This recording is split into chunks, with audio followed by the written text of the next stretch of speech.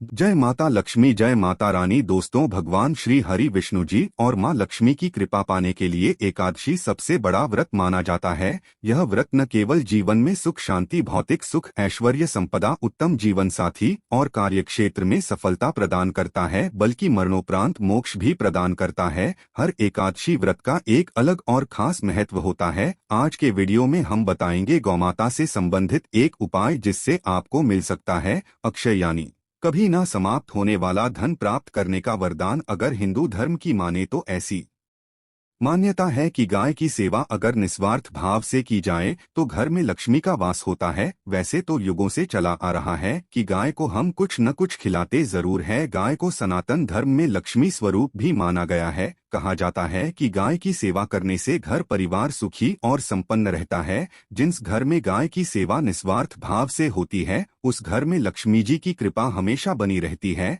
और जिस घर में गाय की सेवा नहीं होती, अचानक से किसी भी प्रकार की वहां पर विघ्न बाधाएं आती रहती है। वैसे तो कुछ लोग शहरों में भी रहते हैं, महानगरों में रहते हैं, तो वहां पर गाय पालना संभव ही नहीं है। लेकिन गाय को वहां पर भी रोटी जरूर खिलाई जाती है। लेकिन कई बार गाय को खिलाने में कुछ भूल हो जाती है। तो कौन सी वो 3 चीजें हैं जो गाय को नहीं खिलानी चाहिए, आज हम आपसे इस वीडियो में साझा करेंगे। लेकिन दोस्तों, उससे पहले आपसे रिक्वेस्ट करते हैं कि वीडियो को लाइक जरूर करिएगा, दोस्तों को शेयर कर दीजिएगा, और अगर आपने अभी तक चैनल को सब्सक्राइब नहीं किया है तो चैनल को सब्सक्राइब करके बेल आइकन जरूर दबाइएगा। दोस्तों, गाय के अंदर सभी देवी देवताओं का निवास माना जाता है। तो आप सुबह जो पहली रोटी बनती है वो अगर गाय को खिलाते हैं तो देवी देवताओं का आशीर्वाद मिलता है। गाय को गुरु के साथ जोड़ा गया है, यानी गुरु ग्रह के साथ, बृहस्पति ग्रह के साथ। इसलिए गुरुवार के दिन गाय को रोटी पर एक चुटकी हल्दी डालकर खिलाए तो सुख संपत्ति, धन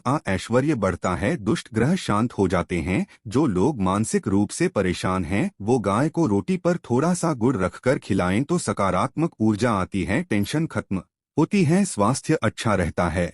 और अगर आपको लगता है कि आपके सभी ग्रह खराब है तो ऐसे में गाय को पहली रोटी रोज खिलाएं, सभी ग्रह धीरे धीरे शुभ हो जाएंगे। कभी कभी जीवन में लंबे समय से कोई शुभ मंगल कार्य नहीं हो रहे होते, तब ऐसे में आप गाय को रोटी खिलाएं। गाय के मस्तक को छूकर अपनी मन्नत कहे, प्रणाम करें, पैर छुए तो आपकी मन्नत जरूर पूरी होगी। तो ये था गाय को आप क्या खिलाए उसके बारे में। लेकिन गाय को क्या नहीं खिलाना चाहिए, अब हम वो जानते हैं। गाय को रोटी तो हर कोई खिलाता है, अब ये रोटी बासी बिल्कुल भी नहीं होनी चाहिए, यानी कि एक दिन पहले की जो रोटी बनी रहती है और आप दूसरे दिन सुबह सुबह खिला देते हैं वो नहीं खिलानी चाहिए। कई बार आप रोटी बना लेते हैं और उस दिन गाय मिलती नहीं तो रोटी रखी रह जाती है, फिर वो अगले दिन गाय को खिलाने से गाय का अपमान माना जाता है, वो रोटी बासी कहलाती है। इसलिए गाय को एक दिन पहले की बची हुई रोटी कभी नहीं खिलानी चाहिए। सड़ी गली चीजें, खराब चीजें गाय को मत खिलाइए, इससे घर में परेशानी आती है।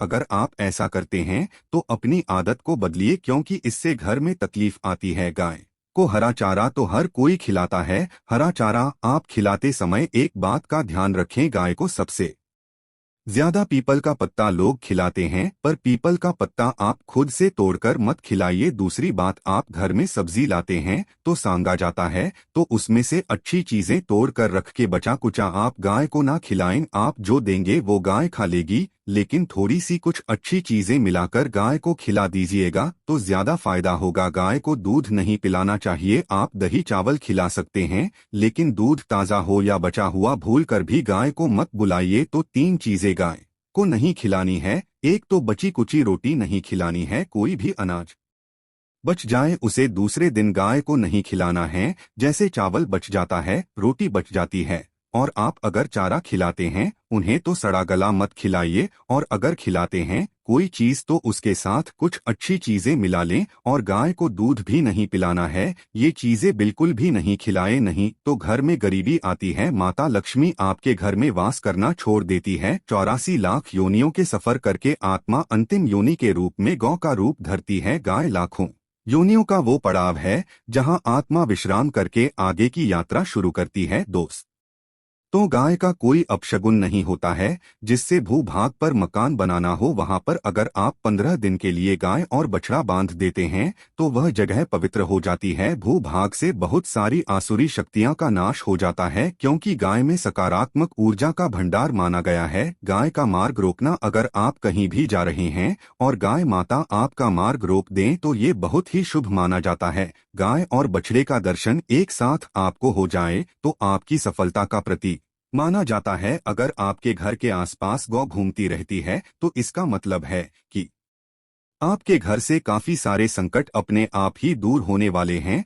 और समृद्धि पूर्वक जीवन आपको मिलता है। गाय के समीप आप अगर जाते हैं तो संक्रामक रोग, कब, खांसी, सर्दी, जुकाम आदि का ग्रेजुअली अपने आप ही बिना दवाइयों के भी नाश हो जाता है। अगर आपको गाय अचानक से पूंछ मार देती है तो ये बहुत ही शुभ संकेत माना गया है, और काली चितकबरी गाय का ऐसा करना तो और भी ज्यादा शुभ माना गया है। पंचगव्य जो होते हैं वो कई रोगों में लाभदायक है। पंचगव्य क्या हुए? गाय के दूध, दही, घी, मूत्र और गोबर, इन सभी को शरीर की रोग निरोधक क्षमता को बढ़ाकर रोगों को दूर करने वाला माना गया है। ऐसा कोई रोग नहीं है जिसका इलाज पंचगव्य से नहीं किया जा सकता। दोस्तों, आज के समय में लोग गौमाता की पूजा करने के बजाय, उनका सही उपयोग करने के बजाय उनको काट कर मार कर खाना ज्यादा पसंद करते हैं। बुरा लगेगा शायद, पर ये सच है। और गाय को रोटी देने से न केवल सुख समृद्धि की प्राप्ति होती है बल्कि बरकत भी होने लगती है। अगर आप गौ को पाल सके तो अच्छी बात, लेकिन आज के मॉडर्न युग में जहाँ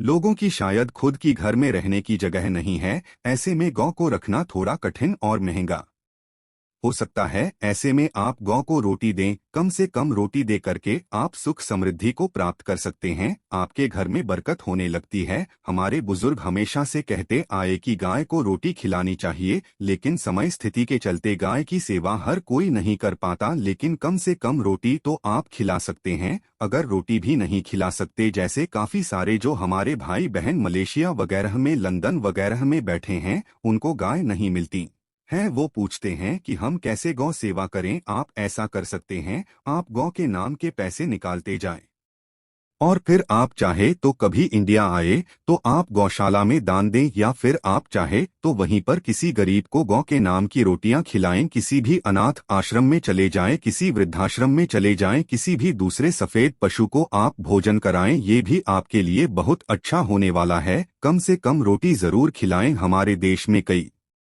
जगह देखा गया है और कई लोगों का प्रश्न आता है कि हम झूठी रोटी गाय को देते हैं, क्या ये सही है या गलत है? हम झूठा खाना, बचा हुआ खाना गाय को खिलाते हैं, यानी जो बच जाता है वो गाय के हवाले कर दिया जाता है। तो आपको बता दे दोस्तों, रामायण काल में गौमाता को एक श्राप मिला था, उसी की वजह से आज उनके साथ ऐसा हो रहा है। उसी श्राप की वजह से गौमाता में देवी देवताओं का वास होने के बाद भी उनको झूठा खाना पड़ता है, यहाँ तक कि पॉलीथीन से भी खाते हैं।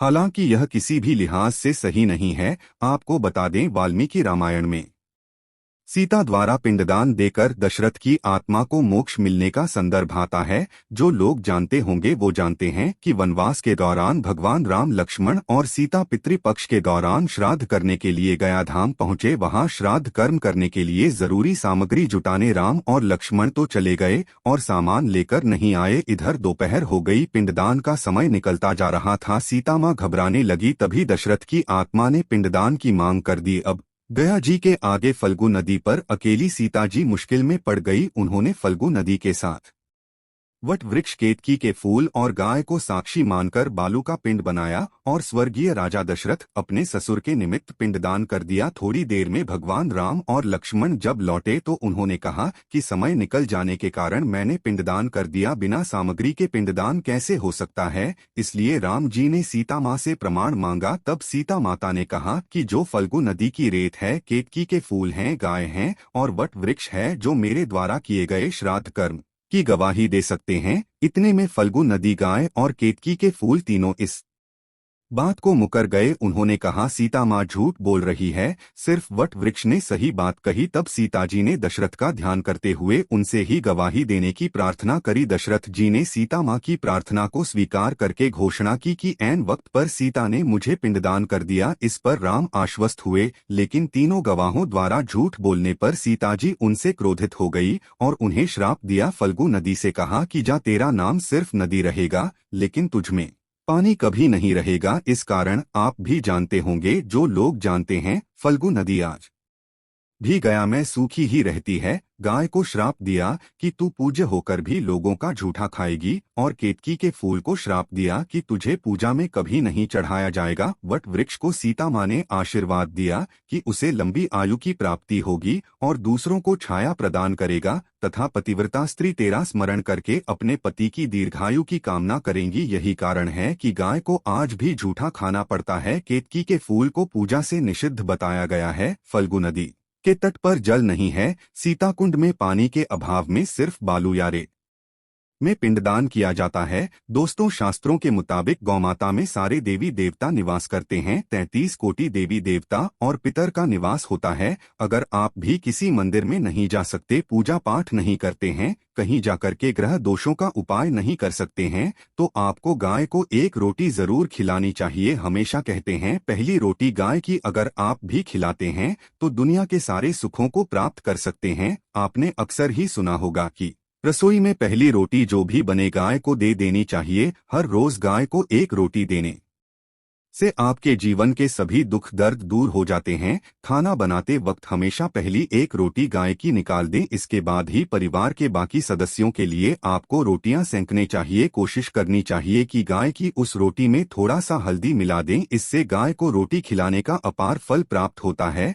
अगर गुरुवार का दिन हो तो लोही ले सने हुए आटे की एक छोटी सी लोई बना लें और उसमें हल्दी मिलाकर गाय को खिला दें। आपके जीवन में शुभता आती है, वैभव आता है, धन संपत्ति का वास होता है। आप जो भी हासिल करना चाहते हैं जिंदगी में, तो आप देखेंगे कि तुरंत आपको मिनटों में वो हासिल हो जाता है। इसी तरह से आपको नमक का एक उपाय बताते हैं। नमक क्या है? नमक के बिना तो हर स्वाद अधूरा है, और साथ ही साथ अगर नमक ना हो जीवन में तो स्वादहीन हो जाता है। जितना हम खाने में नमक को इम्पोर्टेंट मानते हैं, उतना ही ज्योतिष में नमक को इम्पोर्टेंट ही माना जाता है, और इसे कर्ज की वस्तु माना गया है। किसी का नमक खाने का अर्थ क्या होता है? उसका कर्जदार होना। आपने सुना ही होगा, नमक का कर्ज अदा करना है। इसलिए अगर आप जीवन को सुगम बनाना चाहते हैं, सरल बनाना चाहते हैं, तो नमक का एक आसान सा प्रयोग आपको आज हम बताएंगे। आप देखिए कि कितने आपको पॉजिटिव परिणाम मिलते हैं, और इतना आसान है कि इसके लिए आपको अतिरिक्त मशक्कत करने की कोई जरूरत नहीं है। सिर्फ आपको अपने घर में बनी सबसे पहली रोटी लेनी है और उस पर थोड़ा सा नमक रख दें। अब आप पूछेंगे कौन सा नमक रखें, तो सबसे बेस्ट है आप सादा नमक, ढीली वाला नमक, सस्ता नमक जो भी है वो रखें। काला नमक नहीं रखना है, आपको सफेद नमक ही रखना है। तो नमक रख लें और फिर इस रोटी को किसी कपिला गाय को आपको दे देनी है। कपिला गाय यानी सफेद रंग की गाय को आपको खिला देना है। अगर आपको कपिला यानी सफेद गाय नहीं मिलती है तो आप ये रोटी किसी भी गाय को खिला दें, मगर यदि आपको कोई ऐसी गाय दिख जाए, सबसे पहले सफेद गाय को ही खिलाना प्रेफर करें। आपको बता दें दोस्तों, यह उपाय आपकी हर समस्या को जड़ से दूर कर देता है। चाहे आपके घर में कोई बड़ी कलह हो, कोई पारिवारिक वाद विवाद हो, इस उपाय को करके आपके घर में सुख का वास होने लगता है। जो भी धन की कमी हो, बच्चों की पढ़ाई हो, करियर में सफलता हो, सभी मुश्किलें आपके जीवन की दूर होने लगती है। लेकिन गाय को रोटी देते वक्त मन में ऐसा कोई भावना लगाकर रखें कि हम रोटी खिलाते हैं या फिर हम बहुत बड़े दानी हैं, अन्यथा इस स्थिति में पुण्यफल की प्राप्ति होना संचय वाली स्थिति देता है। गाय को रोटी खिलाने से नियम से बरकत के अलावा आप देखेंगे धन संपत्ति में दिनों दिन बढ़ोतरी होने लगती है, और आपके घर के ग्रह दोषों से आपको मुक्ति मिलती है। अगर आपके भी घर में धन की कमी है तो आपको ये उपाय जरूर करना चाहिए, किसी भी दिन करे। अगर सावन का पवित्र महीना है तो हर दिन शुभ है, आप जिस दिन चाहे उस दिन से कर सकते हैं, और आप देखेंगे इस उपाय को करने से आपके घर से धन की कमी बिल्कुल झट से दूर हो जाती है। तो ये उपाय आप जरूर कर लीजिए। आज के लिए बस इतना ही दोस्तों। अगर आपको यह वीडियो पसंद आया है तो वीडियो को लाइक करिएगा, दोस्तों को शेयर जरूर करिएगा। और दोस्तों, अगर आप भी यही चाहते हैं कि माँ लक्ष्मी की कृपा आप पर बनी रहे तो चैनल को सब्सक्राइब कर लीजिएगा। धन्यवाद।